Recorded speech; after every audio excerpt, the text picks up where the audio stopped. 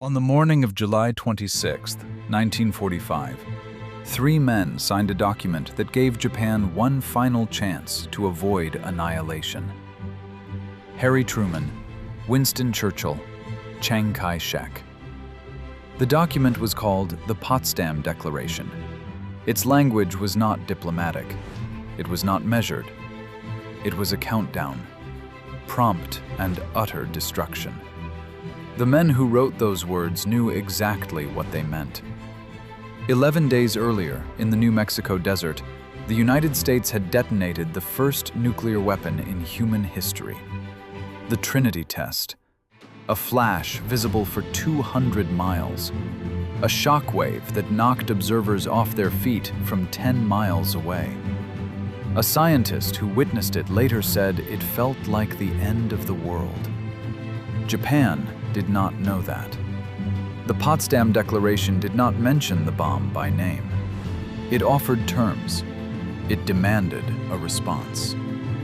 The response came 2 days later, on July 28, 1945, and it arrived in the form of a single word.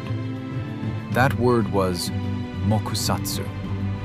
2 kanji characters, 14 strokes, and somewhere between those strokes, depending on how you read them, lay the difference between diplomacy and apocalypse. The first character means silence.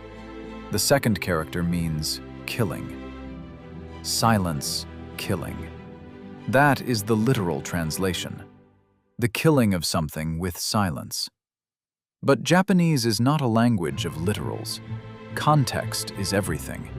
Tone is everything. And Mokusatsu in 1945 existed in a context already stretched to breaking point. Here is what happened. Prime Minister Kantaro Suzuki called a press conference on July 28th. Reporters pressed him for a statement on the Potsdam Declaration. Suzuki was navigating an impossible situation. His cabinet was divided. His military extremists were threatening to arrest anyone who publicly supported surrender. He needed to buy time, to appear strong domestically while privately keeping the door to negotiations open. So he used Mokusatsu. The word had 2 established meanings. In one context, it meant to ignore with contempt, a categorical, dismissive rejection. In another, it meant to refrain from comment, a deliberate, temporary silence, a holding pattern, a door left slightly ajar. Suzuki, according to his own cabinet secretary, intended the second meaning. Not rejection, silence. No comment at this time. But the Domei News Agency, Japan's state-run wire service, the organization that translated Japanese government statements for the world, did not read it that way. Their translators, working quickly under wartime pressure, chose the first meaning: ignore. Tokyo Radio then broadcast the statement to the Allied world. The New York Times ran it the next morning across 6 columns. Not Japan withholds comment on surrender terms. Not Japan considers Potsdam Declaration. Japan ignores ultimatum. The word had traveled through 3 translations: Japanese to English by Domei, English to English by Reuters, English to English by American editors, and with each step, it hardened. From silence to ignore to reject. The ambiguity bled out. What remained was a verdict. And in the White House, President Truman read it as one. He had already been told by his military advisors that a land invasion of Japan would cost between 400,000 and 800,000 American lives. He had Trinity in his back pocket. He had a weapon that could end the war in days instead of years. Now he had a rejection. 10 days later, on August 6, 1945, at 8:15 in the morning, the Enola Gay dropped Little Boy over Hiroshima. 70,000 people died before the day was over. By the end of 1945, the total was somewhere between 140,000 and 200,000. 3 days after Hiroshima, Nagasaki, another 70,000. And somewhere, in an archive in Tokyo, a transcript of a press conference. A prime minister who used an ambiguous word. A wire service that chose the harder meaning. And no one alive who can say with absolute certainty which interpretation was correct. That uncertainty, that single unresolved syllable between silence and contempt, that is the rift. So let's change one thing. Not the bomb, not the war, not Truman's willingness to use it, or Japan's refusal to surrender, or the years of Pacific fighting that made both sides capable of almost anything. Let's change one word. It is July 28, 1945. Reporters press Suzuki for a statement on the Potsdam Declaration, and instead of Mokusatsu, instead of that beautiful, devastating ambiguity, he says something unambiguous, something that costs him nothing domestically, but carries an entirely different signal to Washington. The government is studying the declaration and will respond through proper channels. 14 words. No metaphysics, no kanji that requires a philosophy degree to interpret correctly. The Dome translators have nothing to distort. Reuters has nothing to harden. The New York Times headline reads, "Japan weighing surrender terms," Suzuki says. Truman reads it differently. The clock slows. Now trace what follows carefully, because this is not a fairy tale. This is a calculation. Japan in July 1945 was already functionally defeated. Its navy was gone. Its air force was reduced to kamikaze missions flown by teenagers. Conventional bombing had destroyed 64 Japanese cities. A rice shortage was spreading famine through the civilian population. A faction within the Japanese government, including Foreign Minister Togo and several senior military figures, was already quietly pursuing peace through Soviet intermediaries. The war was ending. The only question was, at what cost and in how many pieces? In the alternate timeline, Suzuki's clearer statement does not guarantee surrender.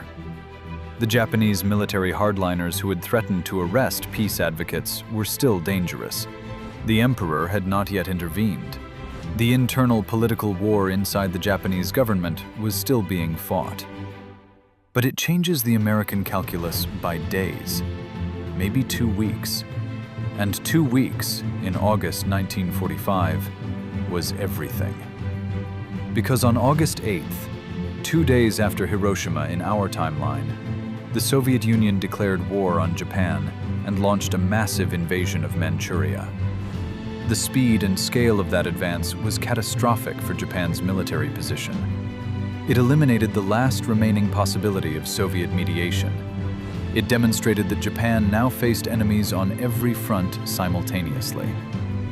Historians have argued, some quite forcefully, that it was the Soviet declaration of war, not the atomic bombs, that broke the Japanese military's will to continue.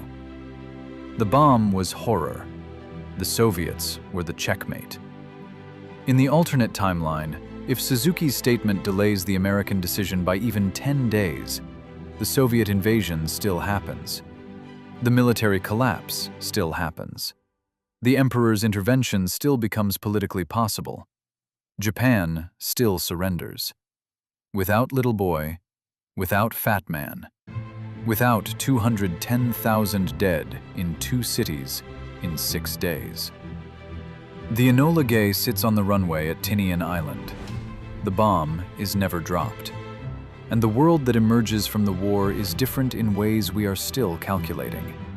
No Hiroshima changes the post-war moral consensus around nuclear weapons fundamentally. The bomb exists, Trinity proved that, and the Soviet program would have produced one within 4 years regardless. But a bomb that was built and never used occupies a completely different space in the human imagination than a bomb that erased a city. The arms race still happens. The Cold War still happens. But the psychological baseline is different. The line between possible and done has not been crossed. Does that make nuclear war more or less likely in the decades that follow? That question has no clean answer.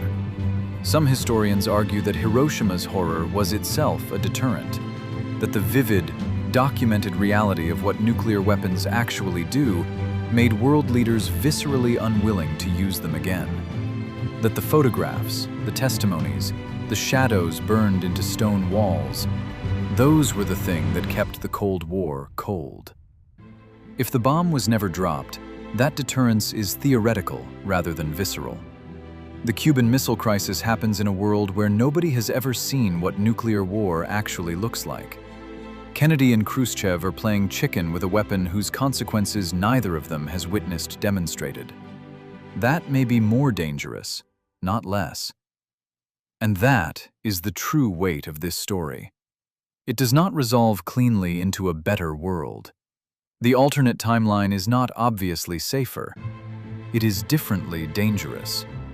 Which means the real question is not whether Suzuki should have used a clearer word, though he should have. The real question is this: why was the fate of two cities and the entire future shape of nuclear deterrence resting on the ambiguity of a single word chosen by a politician managing a domestic press conference? Why was there no backup channel, no follow-up cable, no diplomatic interpreter who called Washington and said, "Wait, we think this means something different than you think it means"? The infrastructure of communication between two nations at the most consequential moment of the 20th century was a wire service translation made under deadline pressure.